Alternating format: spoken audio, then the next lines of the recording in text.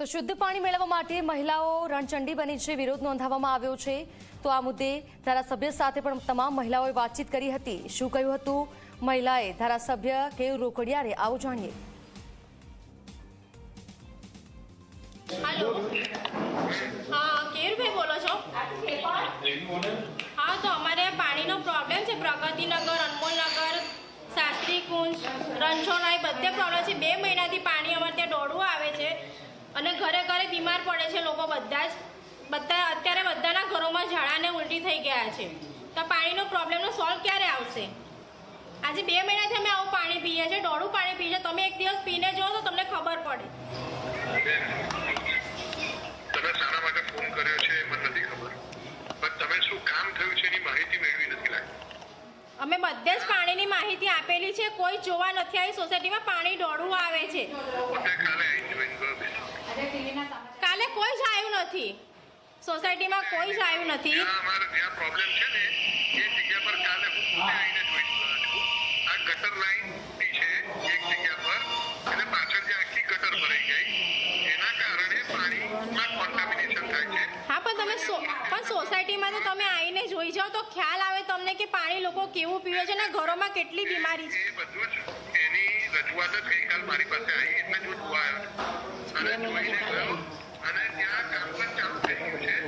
ગટરમાં નદી વાગી ગઈ છે, પાઇપ આગળ ગટર લાઈન ખાલી કરી રહ્યા છે।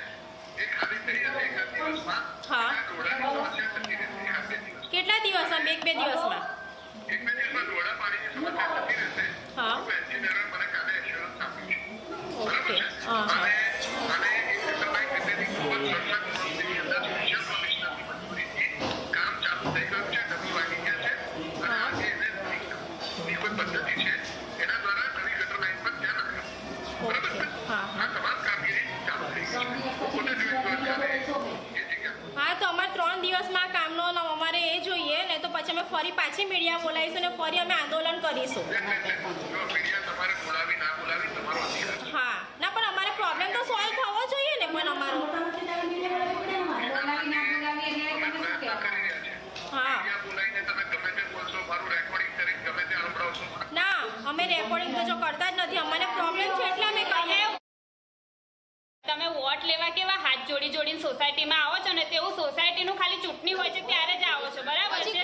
પછી કોઈ ઝાંખવાય નહીં આવતું કે માણસો શું કરે છે હું નહીં। વોટ આપી દે એટલે બધું પતી ગયું। મીડિયા આવશે કે ગમે તે આવશે, તમારો પ્રશ્ન છે એટલે હું તમારું બોલવાનું શું છે?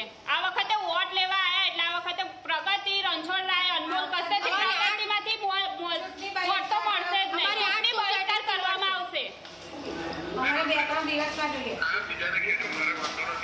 હા, તો પછી તમે વાંધો નથી। વાંધો નહીં, તારે ચૂંટણી વખતે વોટ માંગવા બી આવતા નહીં। તમારે કહેવાનું તમારે ઘેર ના વાંધો નથી, અમે તો પ્રજાનું કામ કરવા માટે બેઠા છે। તમે કામ કરવા બેઠા છો, 2 મહિનાથી ગંદુ પાણી આવે છે, લોકો મરી જશે ત્યારે તમે આવશો જોવા? મને પહેલી વાર ફોન કરી રહ્યા છો। અરજી આપેલી છે સર તમને, કોઈ જોવા કોઈ જોવા નહીં આવતું, ફોન કોઈ જોવા આવતું નહીં એટલે જ કહેવા તમને ફોન કરવા પડે છે। ફોન કરી રહ્યા છો, સાંભળો, શાંતિથી વાત કરતા શીખો। શાંતિથી જ વાત કરે છે, આ બધા જ છે, બધી સોસાયટી બધા બૈરાઓ બેઠેલા જ છે। હા, તો બેન તમે ચિંતા ના કરો, અમે જોઈએ છે। જી રાજેશભાઈ, અત્યારે આપણા વોર્ડમાંથી મારે ત્યાં પ્રગતિનગર, અનમોલ, આશીર્વાદ નગરમાંથી બધી બહેનો આવી છે અને શાસ્ત્રીકુંજમાંથી જે પાણીનો પ્રશ્ન સોલ્વ વહેલો થતો નથી।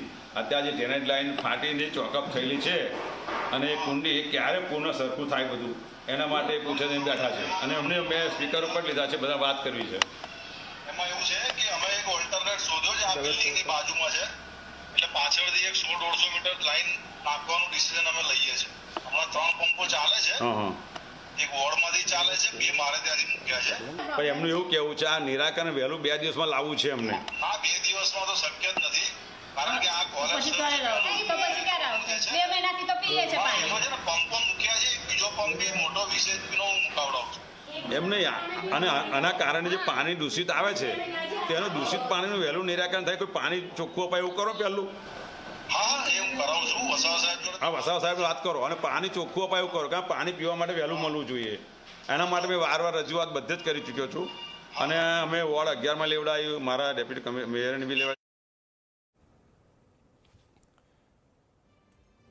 તો પરેશાન મહિલાઓ એકઠા થઈને ઉગ્ર વિરોધ દર્શાવ્યો. ધારાસભ્ય સાથે પણ વાતચીત કરી. મહિલાઓએ કોર્પોરેશન સામે સૂત્રોચ્ચાર કર્યા. દૂષિત પાણીના કારણે મહિલાઓ પરેશાન થઈ ચૂકી છે. ધારાસભ્ય કેયુ રોકડિયાનો મહિલાઓએ ઉધડો લીધો. ફોન પર વાત કરી કહ્યું કે જ્યારે વોટ લેવા હોય છે ત્યારે ચૂંટણી ટાણે જ માત્ર આવો છો, ત્યાર પછી ક્યારેય અમારી રજૂઆત નથી સાંભળતા. મહિલાઓની કેટલીક ફરિયાદો છે. વડોદરાના ગોરવા વિસ્તારના લોકો દૂષિત પાણીથી પરેશાન છે. તમામ મહિલાઓએ રજૂઆત કરી. 1200 ઘરોમાં દૂષિત પાણી આવી રહ્યું છે. ગોરવા વિસ્તાર